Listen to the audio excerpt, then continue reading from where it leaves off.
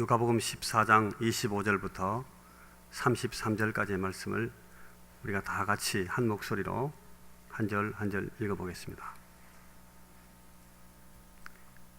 같이 읽습니다. 시작. 수많은 무리가 함께 갈새 예수께서 돌이키사 이르시되 무릇 내게 오는 자가 자기 부모와 처자와 형제와 자매와 더욱이 자기 목숨까지 미워하지 아니하면 능히 내 제자가 되지 못하고 누구든지 자기 십자가를 지고 나를 따르지 않는 자도 능히 내 제자가 되지 못하리라. 너희 중에 누가 망대를 세우고자 할진대 자기의 가진 것이 중궁하기까지에 족할런지 먼저 앉아 그 비용을 계산하지 아니하겠느냐. 그렇게 아니하여 그 기초만 쌓고 능히 이루지 못하면 보는 자가 다 비웃어 이르되 이 사람이 공사를 시작하고 능히 이루지 못하였다 하리라. 또 어떤 임금이 다른 임금과 싸우러 갈 때에 먼저 앉아 1만 명으로서 저 2만 명을 거느리고 오는 자를 대적할 수 있을까 헤아리지 아니하겠느냐. 만일 못할 터이면 그가 아직 멀리 있을 때에 사신을 보내어 화친을 청할지니라. 이와 같이 너희 중에 누구든지 자기의 모든 소유를 버리지 아니하면 능히 내 제자가 되지 못하리라. 150장 찬송을 한 장 먼저 부르겠습니다.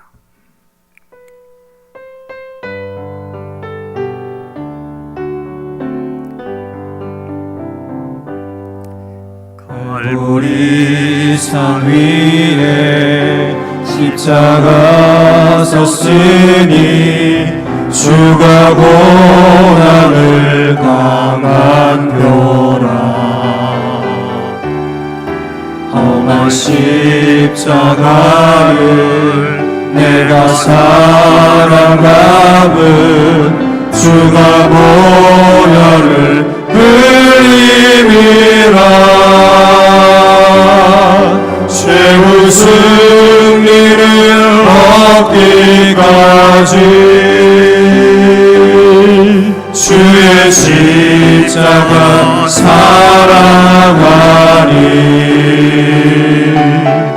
빛난 면류관 하기까지 험한 십자가 붙들겠네.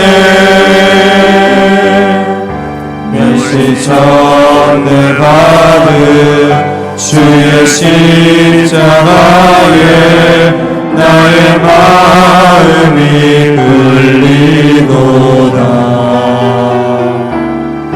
귀한 어린 양이 세상 죄를 지고 험한 십자가 지셨도다. 최후 승리를 얻기까지 주의 십자가 사랑하니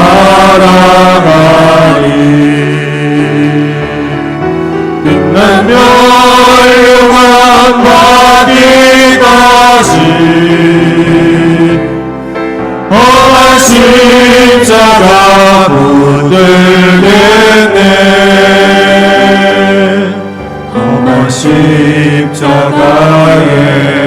주가 흘린 피를 믿는 마음으로 바라보니 나를 용서하고 내 죄 사하시려 주가 흘리신 보혈이라. 최후 승리를 얻기까지 주의 십자가 사랑하니 빛난 면류관 받기까지 험한 십자가 붙들겠네. 주님 예비하신 나의 집에 나를 부르실 그날에는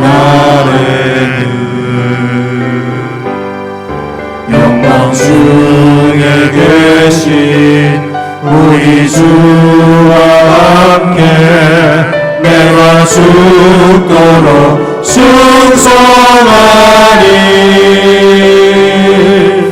최후 승리를 얻기까지 주의 십자가 사랑하리. 빛나며 유감 받기까지 험한 십자가 붙들겠네.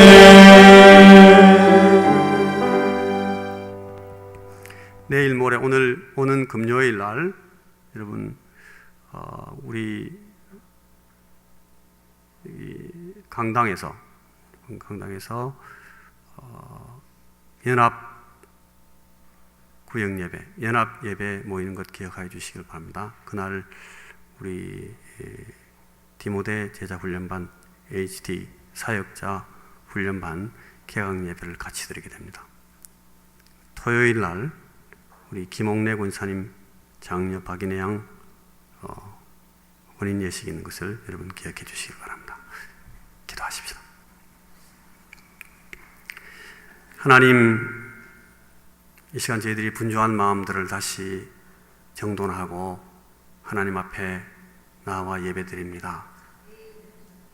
많은 우리 형제와 자매들이 주님 앞에 감사의 제목들을 기억하면서 나오고 하나님 앞에 헌물 드리면서 또 이 마음을 주님 앞에 표현했습니다. 주님이 모든 것들을 다 기억하여 주시기를 원합니다. 우리 하나님께서 우리 아버지께서만 주실 수 있는 그 하늘의 축복으로 저희들을 은혜 가운데 복 주시고 우리의 사랑하는 가정들과 우리 모든 형제들과 자매들의 산업과 이 인생들 위해 하나님께서 또 필요한 은혜들 덧입혀 주시기를 원합니다. 이 시간 저희들이 주의 말씀을 또 앞에 놓고 잠시 하나님의 말씀을 공부하고자 하오니 이 시간 저희들에게 오셔서 주의 성령님께서 친히 말씀해 주시고 저희들로 하여금 깨닫게 하시고 또 결단하게 하시고 하나님 앞에 순종하면서 우리의 삶을 주님 앞에 주의 자녀들다운 삶으로 바꾸어갈 수 있는 귀한 이 시간 될 수 있도록 주께서 우리 안에 일하여 주시옵소서. 예수님 이름으로 기도하옵나이다. 아멘. 여러분, 오늘 아직 추석 연휴가 다 끝나지 않은 마지막 날인데 다 잘 쉬다가 오셨습니까? 우리 육신을 쉬려고 하다 보면은 정신과 이 혼이 막 피곤해집니다. 그런 걸 느낍니다. 그리고 또 마음과 우리 영을 더 쉬게 하려고 하면 또 몸이 막 피곤합니다. 이게 쉰다는 것이 우리 마음처럼 잘 안 됩니다. 그죠? 실컷 쉬고 나면 쉬고 돌아오는 사람이 입술이 다 문드러져 있습니다. 왜 그렇습니까? 우리 선배 어거스틴이라는 교우부가 그런 말 한 적이 있어요. 그래서 이걸 나중에 리처드 닉슨이라는 사람이 말을 바꿔가지고 다른 표현으로 한 적이 있는데, 우리가 오직 무덤 안에서만 쉼을 얻습니다. 뭐 이런 말을 바꿔서 했어요. 근데 처음에 어거스틴이 했던 말은 보면 이렇게 되어 있습니다. 내가 주님의 품 안에서 쉬는 때까지 내게는 참 평안이 없습니다. 우리가 주님 안에서 쉬는 그 안식을 누릴 때까지는 정말 쉼은 없습니다. 휴일은 없습니다. 연휴가 없습니다. 여러분, 연휴를 그래도 또 색다르게 일하는 날들과 다르게 잘 보내시길 바라고, 그런 연휴의 기회들이 여러분들에게 쉼의 기회가 될 수 있기를 이렇게 바랍니다. 오늘 우리 이제 십자가 동문이라는 제목을 가지고 잠시 누가복음 14장 25절에서 33절 우리가 읽었던 말씀을 가지고 잠시 생각을 해보겠습니다. 여러분, 오늘 우리가 읽은 이 본문은 이제 이 주님의 공적인 사역이 절정으로 치닫고 있는 장면을 보여주고 있습니다. 누가가 기록한 이 복음서의 흐름에 따르면은 오늘 우리가 읽은 이 본문 그 서너 장 앞에서부터 주님의 가르치시는 의도가 아주 강력해지고 표현이 막 타프해집니다. 분위기 자체가 이미 예루살렘에서의 체포, 그리고 고난당하시고 급기야 이제 십자가로 나가시는 그 과정을 분위기를 막 올리면서 만들어 나가는 것처럼 그렇게 우리가 느낄 수가 있습니다. 우리 이번에 그 히스 라이프 공연 보실 때에 이런 것들을 아주 극적으로 표현한 것들을 우리가 많이 봤는데, 여러분 요 몇 장 앞뒤에 보면은 시대에 대한 경고와 심판에 대한 말씀이 있고, 바리새인들과 사두개파 사람들의 죽은 교훈에 대한 도전과 논쟁을 주님이 벌이십니다. 그리고 예루살렘에 대한 탄식, 이런 기사들이 나오다가 오늘 이 14장 25절에 이르게 됩니다. 여러분 거기에 보면 이 문맥에서 우리는 예수님을 따르는 무리들을 적어도 한 세 가지 수준으로 다르게 나누어 볼 수 있게 됩니다. 우리가 미리 이걸 우리 목사님 통해서 배운 적이 있는데, 보면 25절의 언급을 보면은 허다한 무리가 주님을 따라옵니다. 이 허다한 무리, 다른 문장에서 보면 이 큰 무리, 이 무리라고 그렇게 묘사한 군중들이 예수님을 쫓아옵니다. 이 사람들 대부분이 예수님께서 행하신 큰 일을 듣고 또 보면서 막 몰려들었습니다. 요새도 여러분 어떤 인기 있는 사람이 하나 나타나면 뜨면은 막 모여들잖아요. 오빠 부대도 오고 막 소리 지르고. 예수님도 어떤 한 분위기에서는 그런 선풍적인 그런 주목을 받으면서 막 사람들을 끌고 다녔습니다. 그 나중에 이 좀 다른 문맥에 가면 이분들은 빵을 먹고 배부르는 것에 이끌려서 한때 혹은 한순간의 갈증과 궁핍한 상황을 타개할 목적으로 예수님께 나왔던 것으로 그렇게 주님이 평가하시는 걸 볼 수가 있습니다. 그러니까 예수님께서 이 미니스트리를 벌이시는 제일 중요한 핵심을 파악하지 못한 사람들 많이 섞여서 우르르 몰려온 겁니다. 그런 사람들을 보고 큰 무리다, 허다한 무리다 그랬습니다. 근데 그 다음에 보면은 이 무리들로부터, 큰 군중들로부터 다시 불러내지는 무리들이 또 있습니다. 이 공관복음서들을 자세히 읽어보면, 예를 들어서 마태복음 5장 우리 산상복음 같은 그런 설교된 내용을 보면은 어떤 특정 공간에서 주님께서 말씀하실 때에 어떤 특별한 상황에서 하나님 나라가 임하였음을 보여주는 그런 표적과 이적을 행하시는 그런 사건들의 현장에는 늘 큰 군중들 사이에서 일단의 무리가 주님 앞으로 좀 더 나와서 주님을 에워쌉니다. 공간적으로 가까이에서 듣고 더 가까이에 들어와서 배우고 묻고 다시 한번 설명해달라고 말하고 하는 그런 가까운 무리들을 또 볼 수가 있어요. 그 온 무리들로부터 한 걸음 더 나온 사람들, 이들 가운데 상당수는 여러분 사도행전의 그 첫 교회 설립 현장에까지 모습을 나타냅니다. 심지어 이 사람들은 결국 성령으로 충만해서 놀라운 섬김과 사역의 현장에 혹은 순교의 현장에까지 나갑니다. 이분들을 이 복음서 기록자들은 제자들이라고 합니다. 그러니까 큰 무리들에서 일부 사람들이 더 앞으로 몰려 나오는데 주님께서 또 골라내시는 거죠.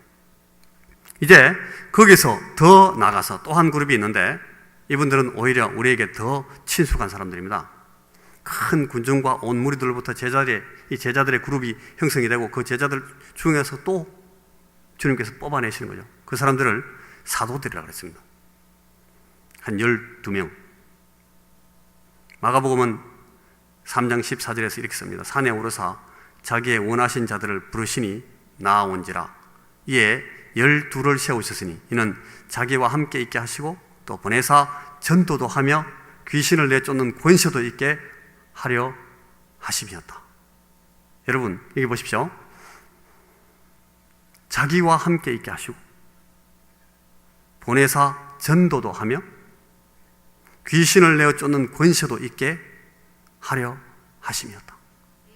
세 가지를 말씀하는데, 자기와 함께 있게 하시고 보내사 전도도 하게 하시고, 그 다음에는 이 전도를 그냥 하는 것이 아니고 귀신을 내어 쫓는 권세도 준다. 이 상징적인 하나의 이 능력을 하나님께서, 주님께서 주시는 겁니다.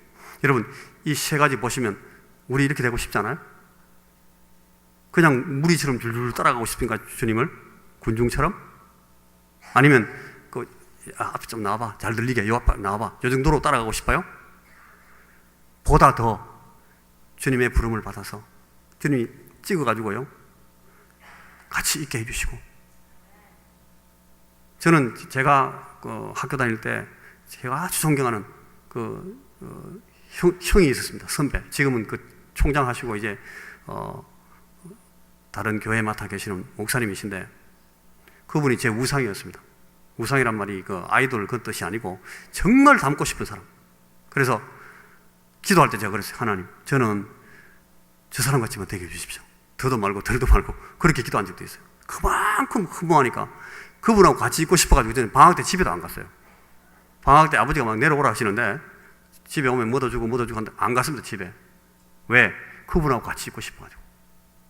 금요일, 저는 철야를 굉장히 잘 못하는데 금요일날 이분이 산에 기도굴에 가서 기도를 합니다. 그러면 지발만 따라가지고 구석에 처박에 앉아가지고 같이 있었습니다. 나중에 이분은 기도하고 있는데 제가 거기서 그냥 기도하러 따라갔다가 저는 잠들어 버린 거예요. 그럼 아침 되면 발로 툭툭 차면서 깨웁니다. 일나라고. 그렇게 그래도 그렇게 있고 싶었어요. 같이 있고 싶더라고요. 그렇지 않아요? 여러분 예수님한테 같이 있고 싶지 않아요? 더 가까이 가고 싶고. 그래야 배우니까요. 그래서 주님께서 그런 사람들에게 보내서 전도도 하게 하시고 그 전도를 수행하기 위한 능력이 필요하면 주님께서 팍 부어주시기도. 여러분, 여러 번 방황하고 믿음에서 떨어져서 깊은 시험 가운데 들어가기도 하고 심지어 아예 예수님을 떠나거나 세상으로 들어가기도 하는 사람들이 우리 그룹 가운데 사람들이 있을 수 있어요. 그런데 결국 주님의 사랑과 열심히 그들을 다시 불러내고 이런 베드로처럼 다시 회복시키시고 또 이렇게 해서 성숙시키는 그런 배려 가운데서 기둥 같은 사도들이 세워져 나갑니다. 이 사람들을 통상적으로 우리가 예수님의 제자들의 대표들이라 이렇게 생각을 하는 겁니다. 여러분, 우리가 지금 지난 주일날 밤에 제자훈련 과정들을 설명하는 것이 여러분 이게 얼른 보면 무슨 프로그램 같죠? 그게 이런 베이스먼트를 깔고 있습니다. 이 프로그램을 우리가 지금 하겠다는 거예요. 근데 여러분 아쉬운 것은 오늘 주님께서 이 제자가 데리고 나온 사람들에게 세 번이나 오늘 우리 읽은 본문에 보면 세 번이나 이런 자는 제자가 되지 못한다. 조금 더 가면 이런 자는 내 제자가 될 수 없다. 이런 사람은 나의 제자가 되지 못한다. 그런 표현을 쓰고 있습니다. 큰일 났습니다.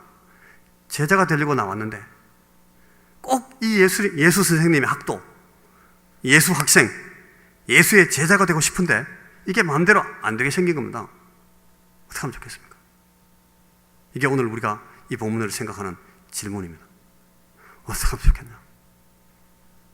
여러분, 우리 잠시 동안 이 제자들이라는 이름이 갖는 한 중요한 의미를 한번 생각해보고 오늘 우리 안에서, 우리 교회 안에서 적지 않은 무게의 의미와 책임을 동반하는 부름을 가진 그런 이 사람의 입장에서 실제적인 그 적용성을 담보하는 주제를 오늘 잠시만 생각해 보려고 합니다. 그냥 모여서 성경 공부하는 것이 아니고 왜 이 제자 훈련을 받아야 되는지, 왜 우리가 제자가 되어야 되는지, 그래서 우리가 뭐 해야 되는지, 어디로까지 가야 되는 건지.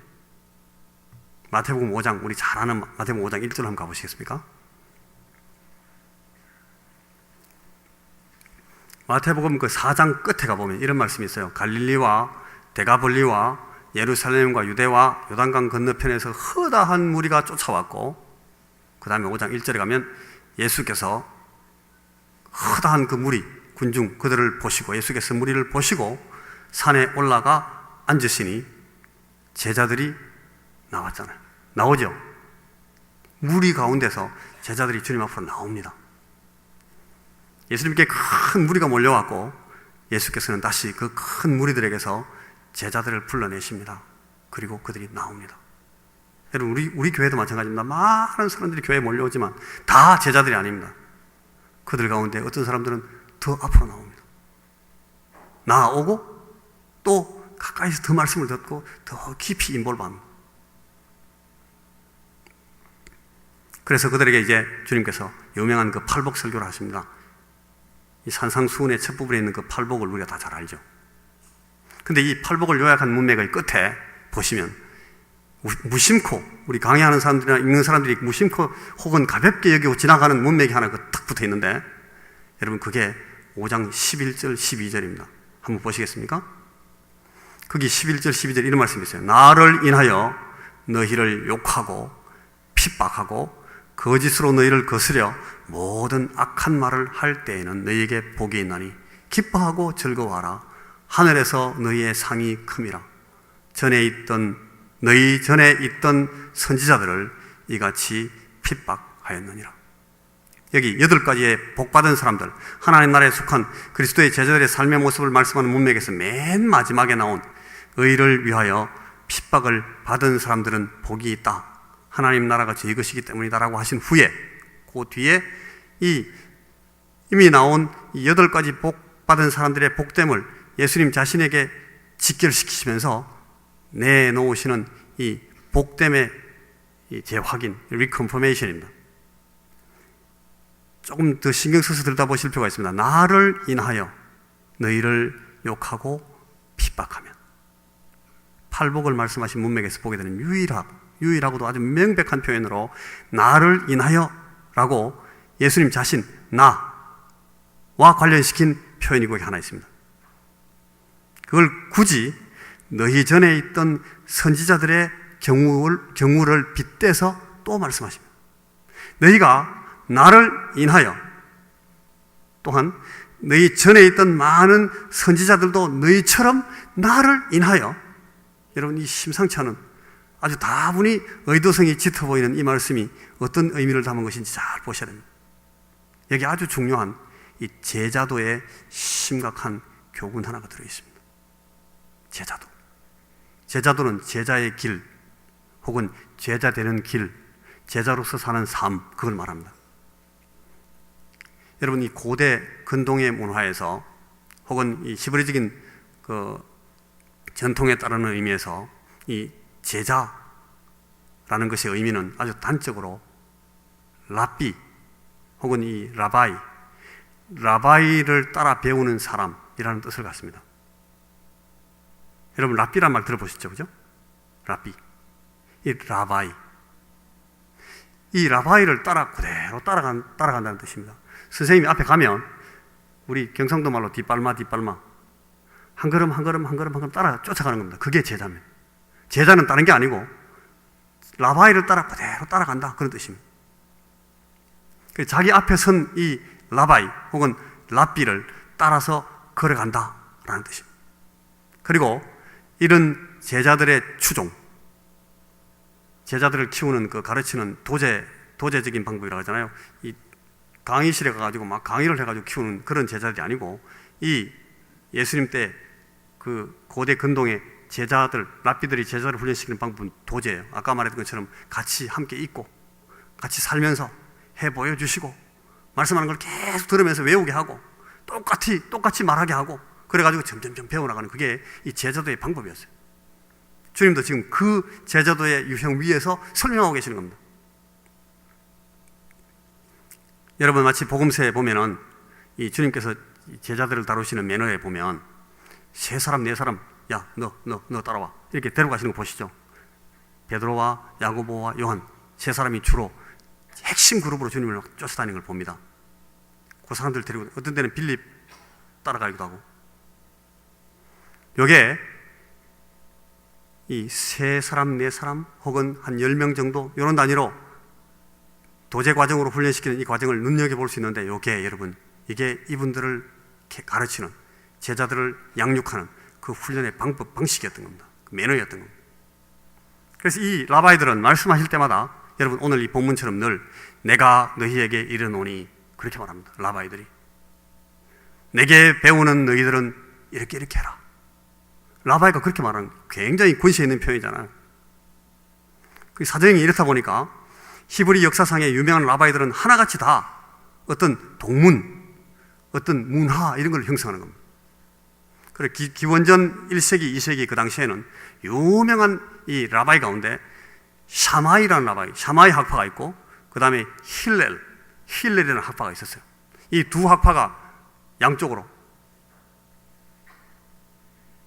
큰 그룹을 형성해가지고 유대 전통 율법과 이 미슈나 율법 해석을 두고 경쟁하고 대립하는 그런 상황으로 가고 있었습니다.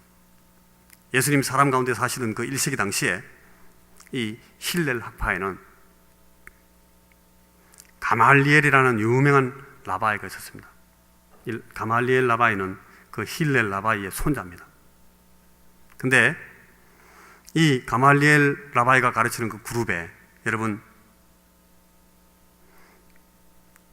다소라는 동네에서 온 아주 사울이라는 아주 스마트하고 장래가 촉망돼 보이는 아주 훌륭한 라바이감이 되는 그런 아주 촉망되는 바리새파 청년 하나가 있었는데 나중에 이 사람이 예수님을 만나고 드라마틱하게 회심을 한 후에 사도가 됐을 때 자신이 힐렐의 손자인 그 큰 스승 라바이 가말리엘의 문화생으로 있었다는 것을 자기 육성으로 고백을 합니다. 여러분 다 아시죠? 이게 무슨 뜻인가 하면 힐렐 학파에 속해 있던 가말리엘 문화의 문화생으로 있다가 자기 문화를 버리고 다른 문화생으로 들어가 버린 겁니다. 다른 라바이한테. 어느 라바이? 예수 라바이한테 가버린 거예요. 그걸 설명하는 거예요. 이 토론의 여지가 없이 예수님께서 갈릴리로부터 나오셔서 공생애를 시작하실 당시에 이 사람들은 이 예수라는 나사렛 사람의 가르침을 듣고 얘기 듣다가 이분이 행동하시는 막 표적을 보고 가르치고 행동하시는 것들을 보면서 아주 큰 충격을 받았습니다. 야, 이 사람이 어디서 이런 걸 배워왔지? 그동안 자기들이 본 이 샤마이나 힐렐 계통의 어떤 라바이들에게서 보지 못했던, 들은 적도 없고 본 적도 없었던 아주 독특하고도 강력한 가르침을 갖고 나타났기 때문에 이 라바이가 어디서 온 거야? 난데없는 이 정확한 정통성을 가늠할 수 없는 탁월한 라바이가 나타났다는 데서 굉장히 놀라고 충격을 받고, 당신은 어느 문화에서 나오신 라바이입니까? 그렇게 묻기 시작합니다. 당신께서는 어떤 전통을 따르시는 선지자입니까? 어려우신 라바이시여, 우리에게 이러한 것에 대해서 당신의 의견과 가르침을 좀 주십시오. 와서 묻죠. 여러분 복음서에 다 그런 거 보잖아요. 이게 그런 뜻이에요. 당신은 어떤 라바이길래 이런 얘기를 합니까? 그렇게 찾아오고 묻고 부탁하고 토론을 청하기도 하고 도전도 하고. 그래서 기존의 각각 주요 그룹들은 이 똘똘한 자기 문화생들을 하나씩 골라가지고 예수 라바이한테 보내서 질문을 던집니다. 이 신진 라바이의 가르침이 어떤 경향으로 나오는지를 체크하고 싶은 겁니다. 율법의 주요 논점에 대한 입장이 이 사람은 어떤 입장을 갖고 있는지를 보고 싶은 거예요. 자기들과는 무엇에서 같고 무엇에서는 다른지 이걸 빨리 파악을 하고 싶었던 겁니다. 알아보려고 사람들을 막 보냅니다. 바리새인과 서기관들이, 율법사들이 예수께 나온 그 이유들이 다 이런 데 있는 겁니다. 예수님께 찾아왔다가 여러분 거듭남의 도리에 대해서 직접 예수님한테 저자직강 직접 들었던 이 니고데모라는 이 바리새파 사람도 사실은 처음에는 이런 맥락으로 예수님을 만나러 왔던 사람 중에 하나입니다. 사람들이 세례주는 그 세례자 요한에게 몰려오고 그의 제자들이 됐다가 그 사람들이 세례 요한도 상당히 훌륭한 라바이를 본 거예요. 우리가 저 라바이 밑에 가서 좀 배워야 되겠다. 우르르 몰려왔습니다.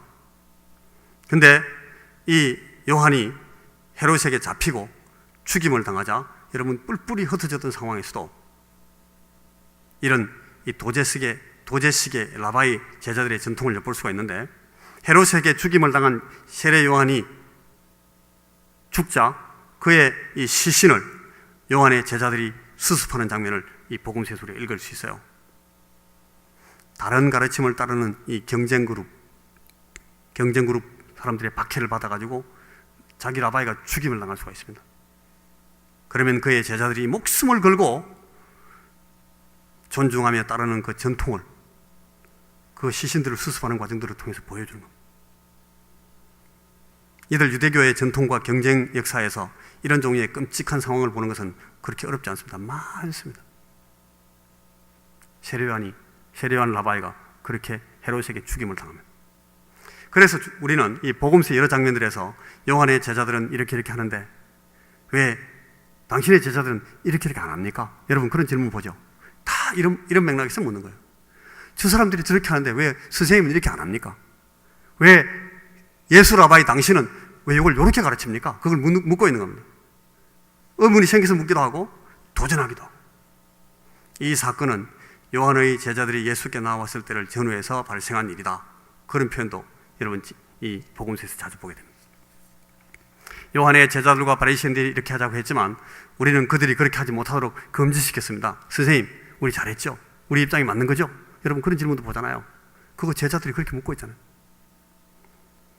그러니까 이런 전통의 연장선상에서 어떤 가르침을 전파하고 자기가 확신한 바 배움과 교훈을 확신하고 그 확신한 것을 확산시키기 위해서 진정성과 신실성과 진리성과 이 사실성을 정언하는 일에 결사, 여러분 목숨을 담보하는 그런 결기가 요구됩니다. 제자가 된다 하는 것은 그냥 대충 되는 게 아니었어요. 이 당시에 누구 라바이의 제자가 된다라는 것은 굉장한 딜입니다. 이게 잘못하면 자기 인생도 망치고 자기 한 가문도 완전히 폐가망신할 수 있는 그런 중대한 결단이 될 수도 있어요. 그런 것을 통해서 제자가 되는 거예요. 여러분 그러니까 예수님께서 제자를 불러내실 때 야, 너 가서 네 거 다 팔고 내 따라와. 주님 그런 말씀하시잖아요. 왜 난데없이 이런 말씀? 난데없는 게 아니에요. 그 당시에는 그런 일들이 허다했어요. 제자가 되는 것이 그렇게 호락호락한 일이 아니다라는 것을 여러분 지금 제가 말하고 있는 겁니다. 아주 심각한 결정이었습니다. 우리는 쉽게 제자 훈련합시다. 제자반 해주세요. 이분들이 보면 장난치냐? 그럴지도 몰라요. 심각한 얘기입니다. 여러분 제가 오늘 왜 이렇게 분위기가 없는지 아십니까? 우리 제자반 해야 되기 때문에. 근데 여러분 명심하셔야 됩니다. 이거. 여러분 요즘도 중동에서 심심찮게 벌어지는 그 원리주의자들의 이 상대방을 막 살해하고 그죠? 테러하고 어떤 종교적 이념적인 확신 때문에 전쟁을 벌이고 전투를 하고 엄청난 음모와 모해와 살해도 스승치 않는 그런 행동들은 여러분 딴 얘기가 아니에요. 바로 스승을 위해서 혹은 자신이 배우고 출신하는 그 문벌을 위해서 제자로서 자신의 출신 가문이나 집과 가정을 떠나고 형제들을 다 버리고 부모나 자식까지도 버리고 심지어는 죽음을 무릅쓴다는 것이 여러분 이 중동 사회에서는 아주 당연히 벌어질 수 있는 전통적인 일입니다. 옛날에도 그랬어요. 오늘날도 그랬어요. 자, 이제 여러분 이렇게 오늘 제자라는 이름에 대해서 이 제자라는 말이 함의하는 한 중요한 의미를 제가 쭉 설명해 드렸습니다. 여러분 제자로 훈련을 받는다. 이제 이 제자로서 살아가기로 했다. 내가 그리스도의 제자가 된다. 혹은 우리가 주님의 제자다. 라는 말이 그저 간단히 말로만 따라해도 괜찮은 장난 같은 얘기가 되면 안 되겠구나. 될 수가 없구나. 라는 사실을 지금 여러분 보셨습니다. 보셨습니까? 그러면 이제 이 사실이 지금 저와 여러분들에게는 무엇이 되는지를 잠시만 생각해보고 이제 말씀을 마치겠습니다. 여러분, 첫째, 예수의 제자가 되려는 사람들은 자기 십자가를 집니다. 이게 우리 라바이 예수님께서 처음부터 끝까지 하셨던 말씀입니다. 내 제자가 되는 사람은 자기 십자가를 져야 된다. 난데없는 이상한 교훈입니다. 아무도 어떤 그 이전에 라바이도 말씀하신 적이 없는 이상한 교훈을 우리 라바이가 말씀하시는 겁니다. 자기 십자가를 져야 된다. 율법의 생명과 삶으로 알았던, 율법을 자기 생명과 삶으로 알았던 이 사람들에게 자기에게 이 진정한 율법의 의미를 가르치는 이 라바이를 따른다 라는 것은 곧바로 인생 자체를 거는 것이고 자신으로 기원되는 가문과 모든 명분을 다 거는 일이다라는 것을 일단 이분들은 동의를 한 겁니다.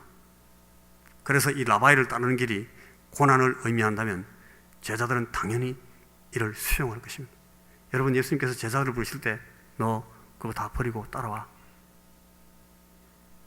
이것도 버리고 저것도 버리고 주님을 따라갔다. 야, 너 그거 따라와. 세관에 앉아있던 사람이 훌훌 버리고 쫓아왔다. 여러분, 이게 장난이 아닌 거죠. 이런 과정이에요. 그렇다면 이 예수의 라바이는 어떤 가르침을 주셨는가? 이 예수 라바이는 모세의 율법과 구약의 전통을 따랐던 그 어떤 라바이와도 같지 않은 아주 독특하고도 신선한 새로운 가르침을 갖고 나오십니다. 모세가 너희들에게 이렇게 가르치다는 것을 나도 알고 있다. 옛사람, 고대의 어느 라바이들은 이 모세의 율법을 너희들에게 이렇게 해석하고 풀었다는 것을 나도 잘 알고 있다. 그러나 난 오늘 너희에게 이렇게 말한다. 주님께서 내가 너희들에게 이르노니 이건 이렇고 이건 이렇다. 분명하게 잘 들어라. 내가 진실로 강조해서 너희들한테 말하는데 이건 이렇고 이건 이렇다. 주님이 그렇게 가르치십니다. 내가 진실로 진정으로 강조해서 너희에게 가르친다. 나의 가르침을 잘 듣고 명심해라. 이건 이렇고 이건 이렇다. 이렇게 하시면서 이 예수 라바이는 하나님 나라라는 주제를 계속 가르치죠. 복음서 기자들이 예수 라바이의 일생을 쓴 그 기자들이 그렇게 써놨습니다. 이분이 다루었던 제일 중요한 주제는 이 하나님 나라였다. Kingdom of God, Kingdom of Heaven, 하나님의 나라였다. 그리고 구약과 율법과 모든 선지자들의 전통을 다 요약해서 그것들을 주신 하나님의 사랑, 이걸 풀어주십니다. 그리고 이걸 배우고 받고 마음에 새기게 된 사람들이 어떻게 살아야 되는지, 배운 것을 어떻게 표현해야 되는지, 그것이 과연 어디를 향해야 되는지, 그 끝은 어디로 가는 것인지를 계속 반복해서 이런 국면, 저런 국면, 주님께서 계속 설명해 주십니다. 그래서 이 주님, 우리가 지금 주님이라고 부르는 이 라바이, 예수 라바이의 제자가 된다는 것은 그의 이러한 가르침에 들어가서 거기 거기 완전히 순종하는 것을 의미했습니다. 그 가르침의 핵심인 이 라바이의 삶을 전적으로 내 삶의 스타일로 수용하고 따르는 것, 그게 제자가 되는 길인 겁니다. 그 주님을 따라가는 겁니다. 그래서 자꾸 주님을 보고 배우고 알려고 합니다. 그리고 알면 그대로 따라가면서 사는 겁니다. 그래서 예수의 제자가 되는 자는 예수의 제자로 배우고 그 예수의 제자로 살기 위해서 자기 자신의 가치, 자신의 세계관, 자신의 인생 철학, 자신의 방법들을 다 버리고 돌아서게 되는 그런 과정을 경험하게 됩니다.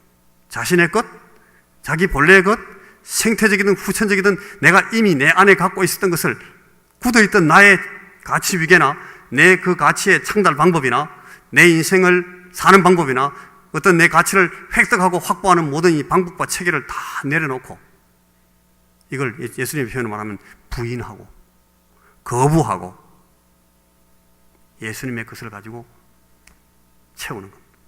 이걸 예수의 제자가 된다, 그렇게 말하고 이걸 자기 십자가를 진다, 그렇게 표현했습니다. 이걸 자기를 부인한다, 이 표현을 다른 말로 자기를 죽인다, 그렇게 표현했다. 내 갖고 있던 내 모든 것을 다 꺼내놓고 그 빈자리, 내버리고 난 그 공간과 공백을 다 예수 라바의 것으로 대체하고 예수 선생의 것으로 다 채우겠다 하는 것을 제자도다, 그렇게 말합니다. 그러니까 이 십자가의 길, 자기 십자가를 진다, 자기를 부인한다, 예수의 것으로 그걸 다 채운다 하는 것을 예수님은 제자도의 제일 기본으로 처음부터 끝까지 그 주제를 강조하시는 겁니다. 이게 자기를 죽이고 나를 따르는 것, 자기 십자가를 지고 내 제자가 되는 거라는 것의 뜻입니다. 두 번째는 여러분, 근데 이 주님께서 이 제자도를 가르치시면서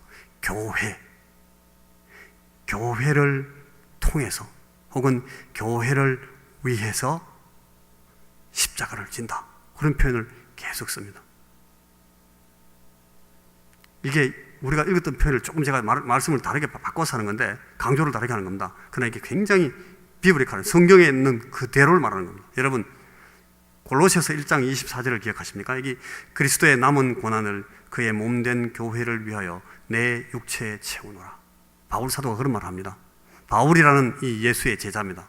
예수 라바이를 진짜 잘 따라갔던, 그래서 내가 그리스도 예수를 본받은 자 된 것 같이 너희들은 나를 본받은 자가 되라고 말했던 사람, 이 예수 제자들 가운데 이 무시무시한 제자입니다. 이 제자는 내가 예수를 본받은 자 된 것 같이 너희는 바로 예수를 봐도 되지만 잘 안 보이면 나를 봐.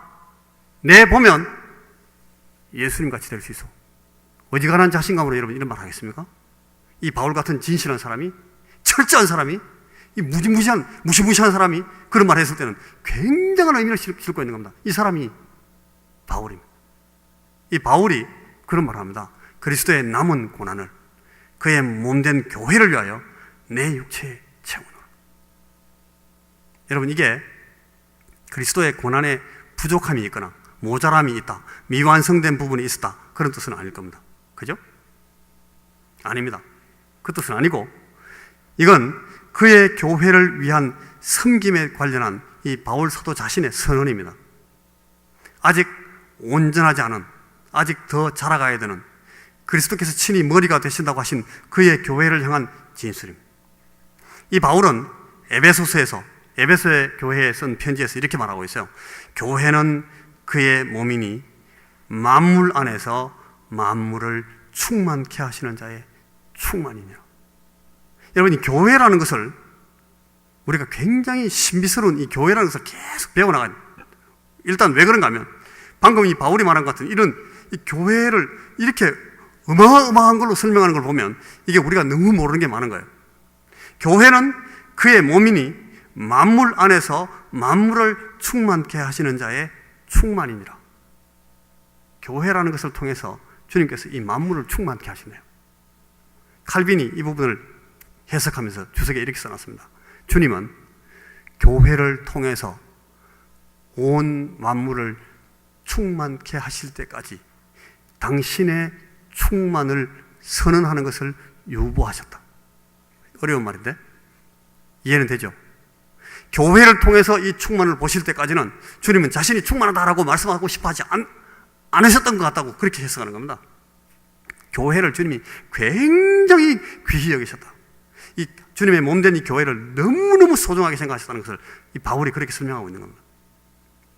먼저 사도 바울은 나는 이제 너희를 위하여 받는 괴로움을 기뻐한다, 그렇게 말합니다. 여러분, 이 바울의 마음을 이 저도 목사니까요, 이 마음을 꼭 갖고 싶습니다. 이 성도들을 위해서, 교회를 위해서라면 괴로움도 기쁨으로 생각하는 그런 마음이 있어야 목사 되잖아요. 여러분, 우리 목사님에 대해서 우리 목사님 보시면 이런 것들을 다 볼 수 있어요. 근데 여기에 위하여, 나는 이제 너희를 위하여 받는 괴로움을 기뻐한다. 위하여라고 번역된 이 부분이 휘파르라는 단어인데, 휘파르. 이 단어는 여러분 채운다라는 뜻입니다. 다른 말로 번역할 때 똑같은 단어를 그렇게 번역된 데도 많아요. 이 원 뜻은 보면 책임으로 여긴다, 그런 뜻입니다. 교회를 위한다라는 것을 교회를 내 책임으로 여긴다, 그렇게 설명합니다. 이 원어에서 내가 이제 너희를 위하여 받는 괴로움을 기뻐하고 이렇게 말할 때 더 정확하게 풀으면, 그러니까 너희가 겪고 있는 일을 나는 내 책임으로 여긴다, 그런 뜻입니다. 고난받고 있는 이 제자들의 삶을 보면서, 그리스도인들의 삶을 보면서 바울이 너희들이 겪고 있는 그 일을 내 책임으로 여긴다라는 표현을 그렇게 했다는 겁니다. 골로새 교회가 겪고 있던 그 괴로운 일이 뭐였겠습니까? 그 쭉 보면은 골로새 교회가 당시에 아주 헛된 철학, 율법주의, 천사 숭배, 금욕주의 막 이런 걸로 굉장히 어려움을 당하고 있습니다. 교회가 내부적으로. 오늘날 우리 교회 안에 이런 게 막 들어올 수 있습니다. 여러분, 뭐 신천지, 뭐 이상한 이런 것들 중에 하나, 아주 지프라이 같은 먼지털 같은 그런 거 하나씩 막 들어오면 그게 막 교회를 흔듭니다. 이 본문에서 말한 이 괴로움은 어떤 육체적인 고통이나 슬픔 같은 것이 아니고, 골로새 교회가 당하고 있는 이 괴로움은 신앙적인 변질을 가져오는 헛된 철학과 율법주의나 천사 숭배나 금욕주의 등과 같은, 그 당시에 어떤 사람들은 이걸 막 굉장히 금과 옥조를 여기면서 따라갔어요. 그거 아니면 죽는 줄 알고. 요새도 여러분 그렇게 우습게 생각하는 그 이단종파에 빠져가지고 죽는 줄 알고 거기 따라가는 사람들 많아요. 희한하죠? 희한합니다만 그게 현실입니다. 이때도 있었습니다. 바울 사도는 그런 사상들로부터 골로새 교회를 지켜낼 책임이 복음 전하는 사도인 자신에게 있고, 그걸 막아내기 위해서 힘쓰는 고통 자체를 기뻐하겠다라고 이렇게 표현한 겁니다. 이것은 바울 사도의 사명자로서의 분명한 자각에서 나온 고백이기도 하고, 오늘 이 본문 25절 보면 바울 사도는 내가 교회의 일꾼 된 것은 하나님이 너희를 위하여 내게 주신 직분을 따라 하나님의 말씀을 이루려 함이니라, 그렇게 말한 것도 볼 수 있어요. 하나님의 말씀을 이루는 것, 하나님의 말씀을 전하고 가르치고 보호하는 것이 하나님께서 바울 자신에게 주신 사명이고, 그걸 위해 사도라는 직분을 주셨고 교회의 일꾼이 되게 하셨다, 그렇게 말하는 겁니다. 거기 보면 24절에 또 이렇게 말해요. 그리스도의 남은 고난을 그의 몸된 교회를 위하여 내 육체에 채우노라. 그리스도의 남은 고난, 여러분 이게 무슨 뜻이겠습니까? 그리스도의 고난이 충분하지 않았다, 그 뜻이 아니라 그랬잖아요. 그럴 리가 있겠습니까? 이 헬라어 성경 보면 여기에 휘스테레마타 톤 스리페론, 저도 이게 헬라어 잘 못하는데 여러분 괜히 이 말을 해서 미안합니다. 이게 남은 고난과 그리스도의 남은 고난이란 말을 이렇게 표현하는 겁니다. 남은이라는 단어를 보면 휘스테레마타, 아까 조금 전에 말했던 그 단어하고 똑같은 단어인데, 이 need, 결핍됐다, 영어로 말하면 want, 그죠? 갈구한다, desire, 그런 뜻입니다. 그리스도의 남은, 그러니까 결핍된, 모자라는, 원하는. 사람이 먹지 못하면 배고프고, 배고프면 먹고 싶어지잖아요. 먹을 것을 간절히 원하게 됩니다. 그런 점에서 이 본문에서 남은이라고 번역되는 것은 원하는, 그렇게 바꿀 수 있어요. 그리스도께서 원하시는 고난, 그렇게 말할 수 있습니다. 그리스도께서 필요로 하시는 고난, 그걸 내 육체에 채우겠다. 이 고난이라는 단어를 또 한 번 더 봐야 되는데, 여기 이제 스리페론, 이 단어는 그리스도의 십자가 순환처럼 이 고통을 당하는 것을 뜻하는 단어가 아니에요. 이 단어는 긴급한 요청, 그런 뜻입니다. 아주 긴급하게 당하는 압박, 고뇌, 이런 뜻입니다. 그리스도의 남은 고난이란 말은, 그러니까 그리스도께서 긴급하게 요청하고 원하시는, 그리스도께서 그토록 원하고 고뇌하시는 필요, 그런 뜻입니다. 그걸 내 육체에 채우겠다. 그럼 여기서 이제 말하는 고난이라는 것은 머리인 그리스도와 몸인 교회가 앞에서 말씀드린 건 잘못된 신앙과 사조들로 인해서 막 이렇게 고난을 당하고 있는데, 마귀는 그런 것들을 가지고 그리스도께 막 도전합니다. 그리스도 교회를 막 교회를 흔듭니다. 교회를 향해서도 당연히 마귀는 유혹하고 흔들고 공격합니다. 여러분 이번에 제가 그 히스라이프 보면서, 저는 여러분들 다 많이 보셨겠지만, 다른 장면들을 많이 보셨겠지만, 저는 그걸 보면서 제일 놀랬던 장면 하나가 이거예요. 제 누님도 그 말 하더라고요. 이 연극 그 무대 구석구석에 한 번씩 깜짝깜짝 놀라게 생긴 게 하나 있어요. 그 아담이라는 형제가 그 뭐 이렇게 연기했던 그 롤인데, 가만히 보다 보면 갑자기 여기 휘 망토 하나 감고 톡 이렇게 있어요. 누구예요? 마귀가요. 저는 마귀가 그렇게 리얼하게 나타나는 거 보고 깜짝 놀랐어요. 아, 저렇겠구나. 무슨 얘기하고 있는데 그 옆에 보면 옆에 이래가 턱 있어요. 나사로야 나오느라 이렇게 불러내는데, 그 위에 보니까 나사로 그 무덤 그 위에 턱 앉아서 밑을 보고 있다, 이렇게. 너 나와, 그러니까 깜짝 놀래고. 마귀가 그러는 거예요. 저는 그 가룟 유다 따라다니면서 이렇게 하는 그거는 늘 제가 이 상상을 했었는데, 그보다 훨씬 더 심하게 매 장면마다 이쪽 구석에 앉아있고 저쪽 구석에 앉아있고 여기 뒤에 앉아있고 계속 있어요. 누가요? 그렇게 교회를 흔드는 거예요. 여러분들을 흔드는 거예요. 한순간도 놓지 않아요. 잡아먹으려고. 나는 이제 골로새 교회와 성도들을 위협하는 잘못된 신앙과 사조들을 막고 그것에서 지켜내는 힘겨운 일을 기쁨으로 여겨서 감당하며, 골로새 교회가 그런 것들로 인해 당하는 위험과 위협을 막는 것이 그리스도께서 내게 긴급하게 주신 사명이고 책임으로 알아서 그리스도의 몸된 교회를 위해서 그것을 이루기 위해서 내가 온 몸을 다해서 힘씁니다 라는 것이 아까 우리가 읽은 내용의 직역입니다. 자, 마지막으로 세 번째, 여러분 동지들과 함께 십자가를 집니다. 이게 우리가 배우는 우리 라바이의 가르침 중에 나오는 굉장히 중요한 하나의 국면입니다. 오늘 제목하고 연결되어 있는 내용입니다. 이 동문이라는 것이 의미를 아십니까, 여러분? 이건 같은 가르침과 교훈, 신앙 때문에 함께 핍박받고 함께 고난당한다는 거, 그리고 동문이요 동지인 우리가 서로 사랑해야 된다 하는 것들을 이 갈라디아서가 쭉 이렇게 설명해 놓습니다. 이런 갈라디아서 가보면 갈라디아 5장 26절에 이런 말 나와요. 서로 격동하며 투기하지 말라. 기억하시죠? 너희는 한 라바이 아래서 배우고 살고 따르다가 죽어도 같이 죽어야 되는 그런 동문이다. 서로 격동하고 서로 투기하면 되겠느냐? 바울이 그렇게 말합니다. 이 동지의식, 동문의식이라는 것이 우리가 참 떨어져 있습니다. 오늘날. 왜 그런가 하면 우리가 제자도를 잘 몰라서 그래요. 여러분, 제가 옛날에 들은 말인데요. 들은 얘기인데, 포항에 있는 어떤 횟집에서요, 6월달, 7월달쯤 되면 이분들이 바닷가에 해수욕장에 이렇게 파라솔 설치하고 제가 잘 모르는 얘기 해가지고 여러분들한테 또 잘못하면 큰 문제를 일으키는지 모르겠는데, 파라솔도 설치하고 거기 이제 전 내고 전 펴고 이렇게 북기라 그럽니까? 웃기라 그럽니까? 그거 빌려준 거 있잖아요.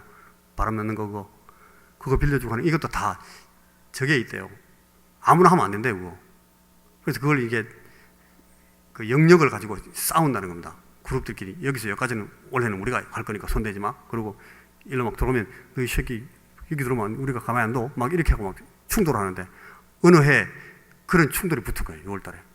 그래서 거기 이제 술집에서 어떤 횟집이었는지 정확한 제가 이제 오래전에 들어서 잘 모르겠는데, 횟집에서 얘기를 막 하다가 이 두 그룹이 확 싸움이 붙었어요.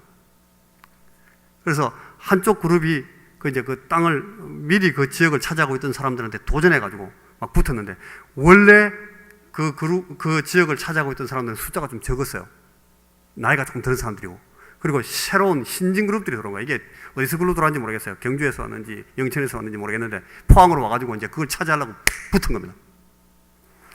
막 싸우고 막 술 먹다가 갑자기 일어나서 막 싸우고 붙고 두드려 패고 했는데, 승부가 어떻게 되겠습니까, 여러분? 한쪽에서는 막 박살내서 엎어지고, 한쪽에서는 자기들도 조금 다쳤겠지만 막 패고 해가지고 한쪽이 이겼어요. 그 젊은 쪽에서 이겼습니다. 사람들이 막 작전을 짜가지고 이 싸움을 하려고 들어왔으니까 이기지, 당연히. 그러니까 붙었는데 다 이겼어요. 다 끝나고 나서 이제 털고 나가려 하던 참에 무슨 일이 생겼는가 하면, 이쪽 이긴 그 젊은 층 두목이 딱 와가지고 이제 자기가 실급해가지고 완전히 엎어지고 거의 죽다시피 뭐라 합니까? 이거 보고 반 죽음이 돼가지고 엎어져 있는 사람을 발로 툭 이렇게 뒤집어 보니까 이렇게 엎어져 있다가 확 뒤집어지는데, 여러분, 이게 옷이 푹 벗겨지면서 뭐가 나와요, 여기? 허리띠, 바커리 툭 나오는데, 툭 보니까 이게 자기 고등학교 바커리인 겁니다. 자기는 60몇 회인데 이 사람 툭 보니까 40몇 회예요. 여러분, 어떻게 됐을 것 같습니까? 이게 제가 나온 고등학교 얘기입니다. 거짓말이 아니라는 얘기죠. 우리는 선후배가 그 당시만 해도 굉장히 무서웠어요. 이 친구가 그날요, 그 앞에서 바로 무릎 꿇고 앉아가지고, 형님, 죄송합니다. 그래서 이분을 갖다 안고 가가지고 병원에 가서 다 씻기고 해가지고, 나중에 이제 링겔을 맞고 해가 정신이 득 드니까 그 앞에 전부 다 자기 쫄개들고 다 꿇어앉아 이렇게 앉아있더래요. 왜? 동문이거든요, 동문. 자기 선배를 모르고 패버린 겁니다. 여러분, 세상 사람들도 동문을 이렇게 생각해요. 근데 우리는 그렇게 안 합니다. 성경에 보면 여러분, 기회 있는 대로 모든 사람에게 착한 일을 하되 더욱 믿음의 가정들에게 하라. 아까 읽었던 말씀 바로 뒤에 갈라디아 6장 10절에 나와요. 왜냐하면 너희들은 목숨을 걸고 서로 돌봐줘야 되는 바로 그런 동문이고 한 라바이의 제자들이기 때문이다. 여러분, 이 마음을 나눠 가진 우리들이, 우리 청년들 만나면, 우리 청년들을 우리 교회 안에서 만나면 마음에 올라오는 거 없습니까? 저만 그렇습니까? 되게 못생겼는데 되게 이쁘고 안 그렇습니까? 우리 유성이 형제 보세요. 삐삐 말라가지고 누렇게 떠가지고, 그런데도 그렇게 이쁘잖아요. 내가 내 모든 것을 다 내줘도 전혀 아깝지 않은 내 새끼라는 생각 안 듭니까? 그래야 정상입니다. 그게 이 동문들이 갖는 감성입니다, 여러분.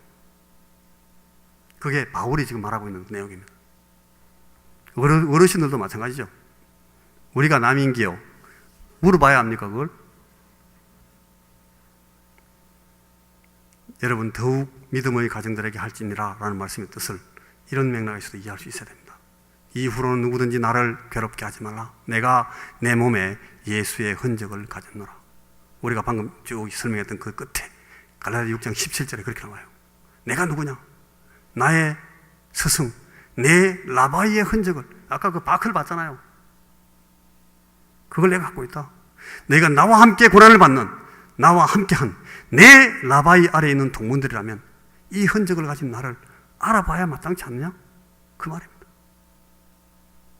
내 라바이를 존중해서라도 이런 것으로 서로 나누어져서 악유하고 싸우고 맨날 격동시키고 서로 나누고 패거리하고 나를 괴롭게 하지는 말아야 되지 않겠느냐? 바울이 그렇게 말하고 있습니다. 우리 동문 선배인 바울의 고백입니다. 여러분, 이제 마지막으로 우리 라바이 자신을 한번 올려다 보실 필요가 있습니다. 여러분, 우리 라바이께서 당신의 제자들과 가장 처절한 장면에서도 어떤 동지의식을 결정화시키는, 발동하는 한 장면이 있습니다. 여러분, 그게 저는 겟세마네 사건이라고 봅니다. 제자들을 부르죠. 제자들은 그 옆에 잡니다. 야, 일어나. 가서 좀 기도해. 내가 너무 힘들어. 너 좀 같이 기도 좀 하자. 그러고 또 가십니다. 와서 또 보니까 또 자고 있어. 마음에는 원이로되 내 육신이 너무 약하구나. 좀 일어나서 기도해라. 그리고 또 가십니다. 거기가 여러분 감람산이란, 감람원이라고 부르는 그 가든 산에 있는 어느 언덕인가 하면 언덕 이름이 겟세마니였어요. 여러분, 겟세마니라는 뜻을 아십니까? 겟세마니, 요새 우리 맨날 겟세마니 기도하잖아요. 겟세마니가 무슨 뜻인지 압니까?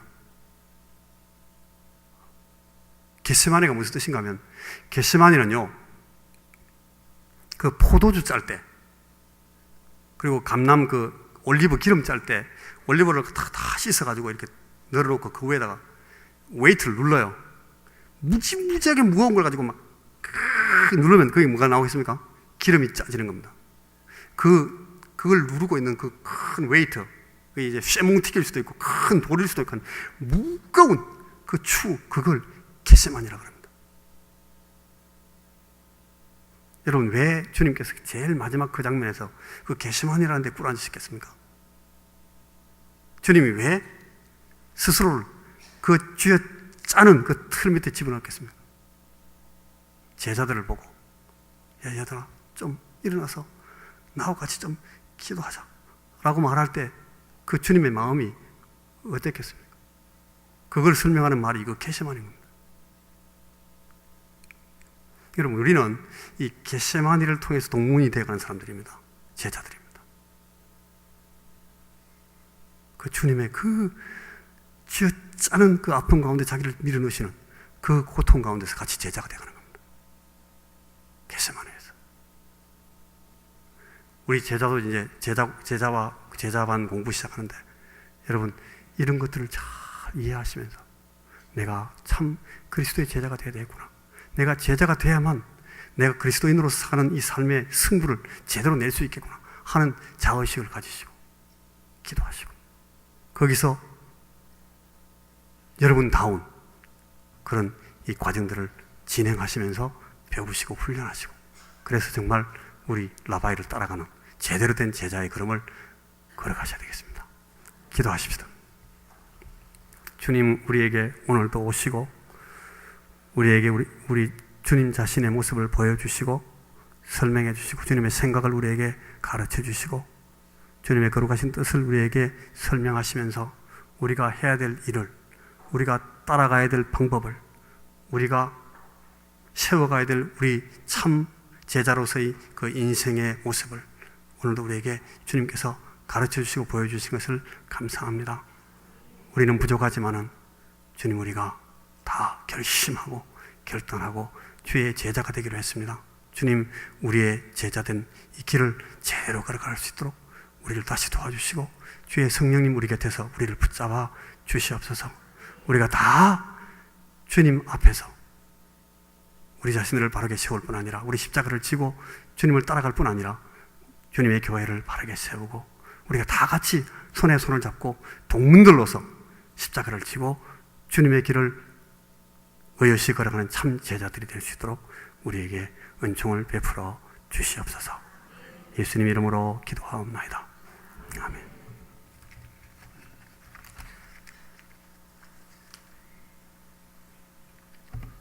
할렐루야. 주님의 제자로서 부름받는다고 하는 것은 특권이고 그리고 하나님의 축복인 줄로 믿습니다. 오늘 또 주님께서는 부르시는데 누구를 부르실까요? 나를 부르신다. 이 몸을 부르신다. 아멘 안 하시는 것만요. 그래서 여러분들이 이런 각오를 가지시고 우리 한번 새로운 마음으로 이제 도전을 하고 그리고 한번 출발을 하셔서 주님과 운명을 같이 하는 이런 아름다운 생애가 되시기를 주의 이름으로 축원을 드립니다. 저는 어제 갑작스럽게 멀리서 우리 교회를 개척할 때 그렇게 봉사를 많이 하셨던 분이 소천하셨다고 하는 소식을 듣고 안 갈 수가 없어서 바쁜 일정이지만은 그러나 무리를 하면서 말이죠. 돌고 돌아서 다녀왔습니다. 그래서 오늘 오후에 돌아오게 되어졌는데 참 한 생애를 산다고 하는 것이 짧기도 하지만은 그러나 보람 있게 산다고 하는 것은 얼마나 중요한 일인가 하는 것을 다시 한번 생각하게 되어졌습니다. 그리고 난 다음에 그곳에 갔더니 정말 반가운 사람들이 기다리고 있었어요. 7, 8명이. 지금부터 35년 전에 내가 30살부터 35살까지 그렇게도 사랑하면서 함께 웃고 울면서 지내던 그 당시에 학생들이 이제는 60이 넘은 이와 같은 어른들이 되어져 가지고 나를 보고 난 다음에 너무너무 반가워서 말이죠. 그래서 나중에 물어보니까 몇 살이냐고 그랬더니 61살이래. 62살이고 그런데요. 근데 난 아직도 청년같이 생각되는데 말이죠. 그래 가만 생각했더니 그렇구나. 벌써 이렇게 한 40년이 지나고 나니까 이렇게 변했구나. 그런데 그 사람들은 정말 몸 바쳐서 주님의 제자로서 살더니 하는 것만큼 하나님께서 축복해 주시더라고요. 언제 한번 이제 우리 교회 오실 겁니다만은 한 분은 말이죠. 권혁성이라고 하는 분은 핍박 가운데서 신앙생활을 했습니다. 핍박 가운데서 말이죠. 그래가지고 아무튼 그 사람은 잘생겼는데 나 비슷해. 키도 비슷하고 말이죠. 한 번은 그 아버지가 야! 주일날인데 그 옆에 밭이 있었어요. 와서 걸음 빨리 날라! 그래서 나중에 나는 그거 기억 못하고 있는데 이분이 그런데 그렇게 핍박받고 몽둥이로 맞고 말이죠. 그러면서도 교회 와가지고 열심히 올겐 반주하면서 그래서 일하고 난 다음에 와서 또 올겐 반주하고 그러니까 한 번은 그냥 잠들어가지고 말이죠. 다 가고 난 다음에 깨고 그렇게 열심히 봉사하더니 하나님은 없어지지 아니하고 그분은 자기가 원하는 대로 그렇게 기도하고 그러더니 목사가 돼가지고 지금 서울에서 말이죠. 어린이 대공원 옆에 서 있는 교회 5,000명 모이는 교회 목사님으로서 말이죠. 활동을 하시면서 훌륭하게 된 이런 모습을 보면서 신앙생활에 공짜가 없는 것이로구나. 할렐루야. 어떤 사람은 또 말이죠.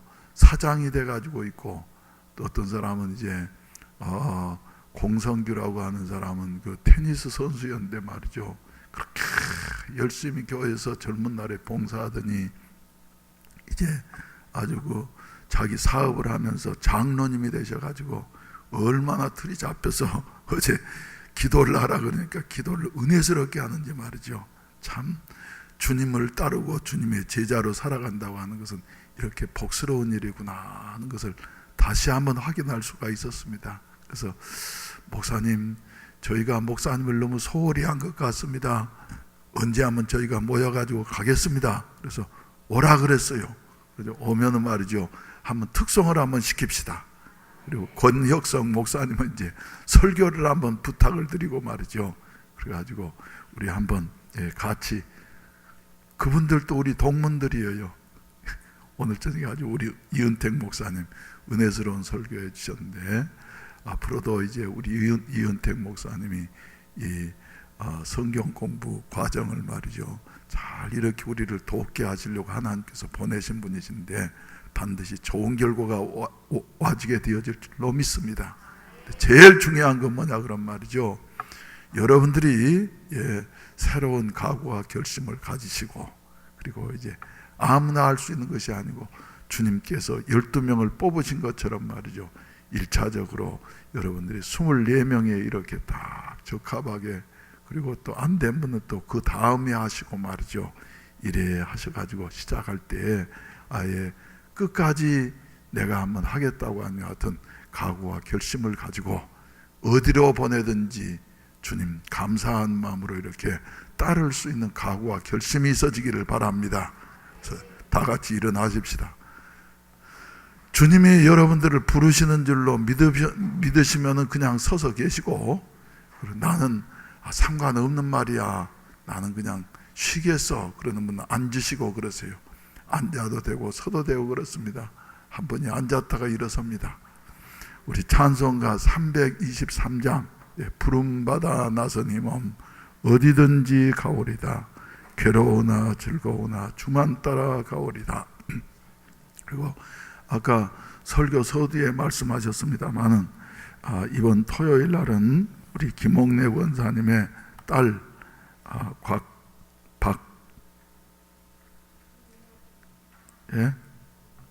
박인혜 양의 결혼식이 오후 2시에 있습니다.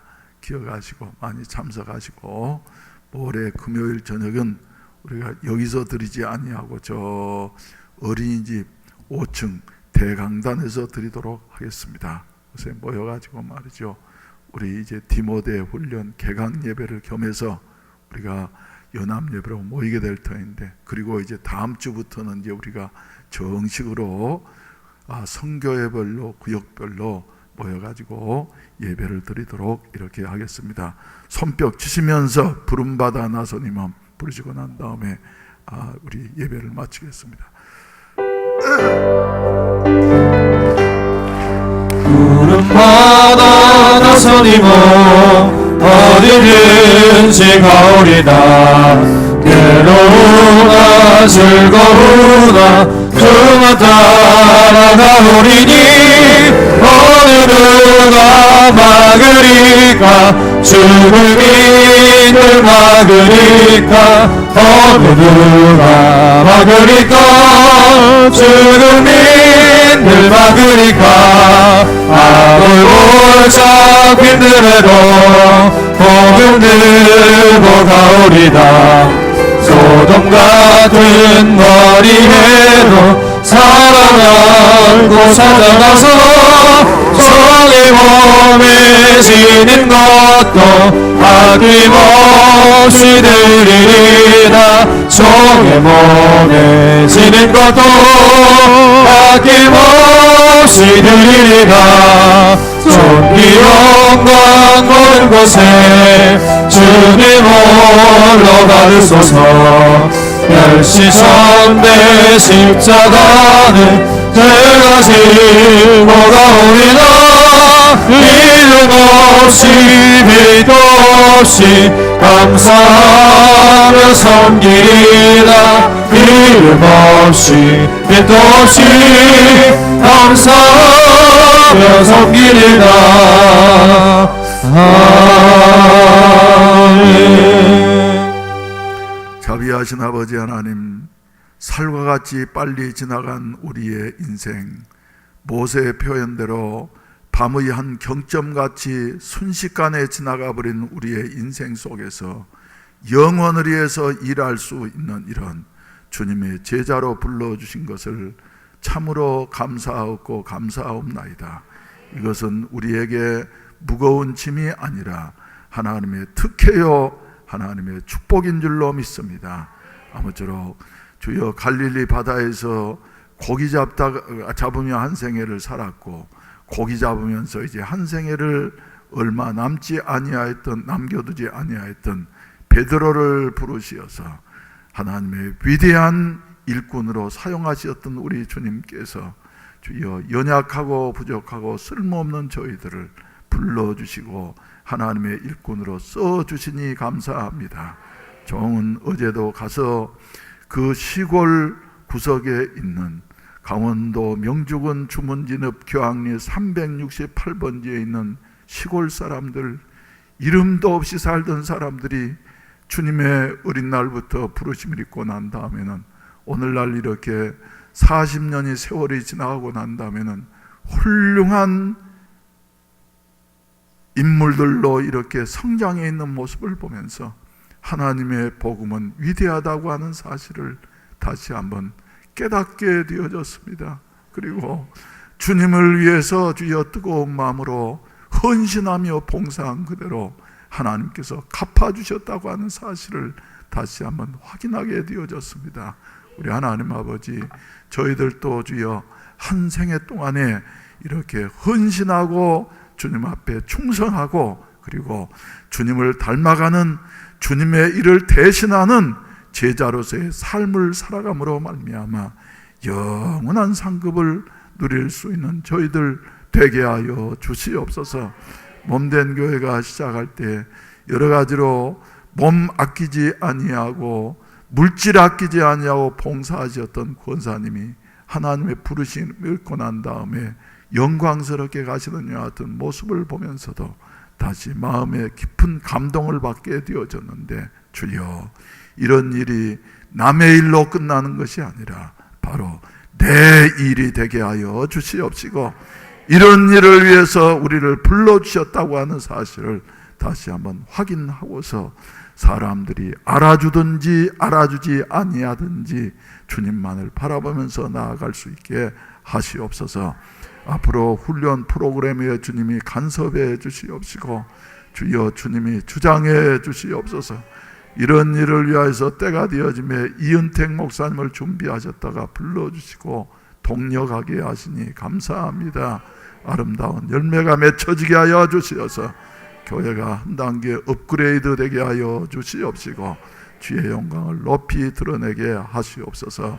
이 시간에도 정성스러운 헌금들 주님이 일일이 연락하시고 축복하시고 사용되는 곳에 그리스도의 영광이 크게 드러나게 하시옵소서.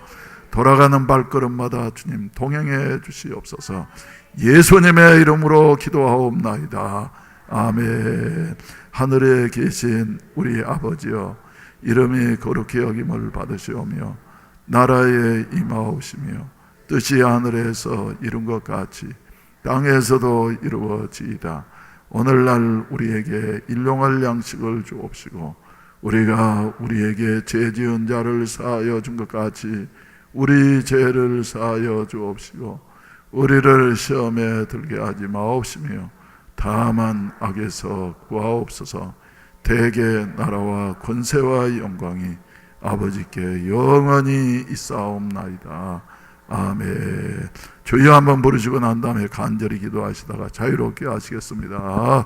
주여, 주여,